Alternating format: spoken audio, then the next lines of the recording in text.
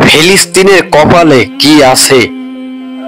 বিশ্বের মুসলমান বলতে পারো ফিলিস্তিন অনাহারে দিন কাটছে, আর আমরা দিনবেলা খাবার পেয়ে আল্লাহর কাছে শুকর করার মতো ক্ষমতা আমাদের নাই, রাখি না?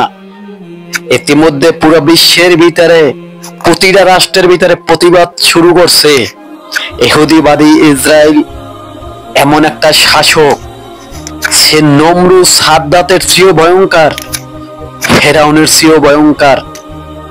এমন একটা শাসক, নমরুদ সাদ্দাতের আমলও মনে হয় এই রকমের হত্যাকাণ্ড হয় নাই। ইহুদিবাদীরা যে রকমের মুসলিমকে নির্মমভাবে অত্যাচার করছে, তাতে পুরো বিশ্বের মানুষ অবাক হয়ে গেছে। 200 কোটি মুসলমান হয়েও ইসরায়েলকে দমন করতে পারছে না। তার কারণ কি?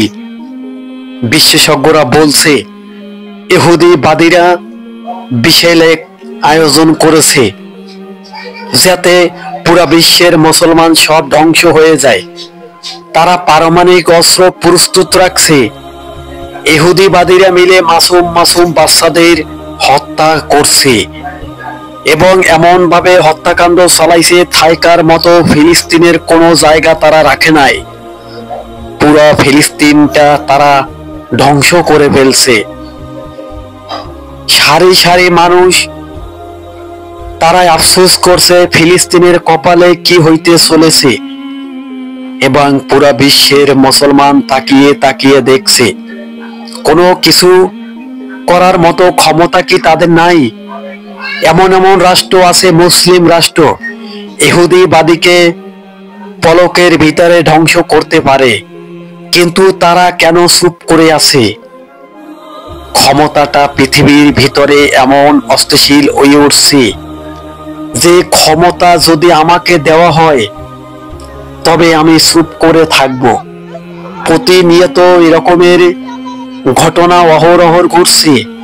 তারা আল্লাহর দরবারে দোহাত তুলে বিচার দিছে যে আমাদের ভূমি ইহুদিবাদীরা মিলে পুরো ধ্বংস করছে। তাদের কোনো থাইকার জায়গা নাই, শুধু ধোঁয়ার অন্ধকার হয়ে গেছে। এটি মিসাইলের আঘাতে ইহুদিবাদীরা তাদের বাহিনী নিয়ে, সঙ্গপঙ্গ নিয়ে ফিলিস্তিন পুরো ধ্বংস করছে। বাকি যেটুকু আছে তাও তারা ধ্বংস করার জন্য তাদের বাহিনীদের নির্দেশ দিয়ে রেখেছে। এমন ভাবে কড়াকড়ি নির্দেশ দিছে, যদি তোমরা মুসলমান দেখো তাদেরকে হত্যা করবা। সেই জবানায়, আখেরি জবানায় এরকমের হত্যাকাণ্ড চালাবে ইহুদিরা। কোরআন মাজিদের ভিতরে স্পষ্ট আছে। এ সমস্ত ইহুদির কারণে আজ পুরা বিশ্বের মানুষ নির্যাতিত। পুরা বিশ্বের বলতে শুধু বাংলাদেশ থেকে প্রতিবাদ জানাইছে এবং বাংলাদেশ থেকে বলছে যুদ্ধ বন্ধ করো। আসলে বাংলাদেশ একমাত্রই মুসলিম রাষ্ট্র হিসেবে ধরে রাখা যায়, এবং বাংলাদেশের প্রেসিডেন্ট এখন যে আছে ডক্টর ইউনূস, সে কিন্তু একটি মুসলমান। সে চাইলে যদি এই যুদ্ধের প্রতিবাদ করে, কিন্তু এই যুদ্ধ বন্ধ হবে।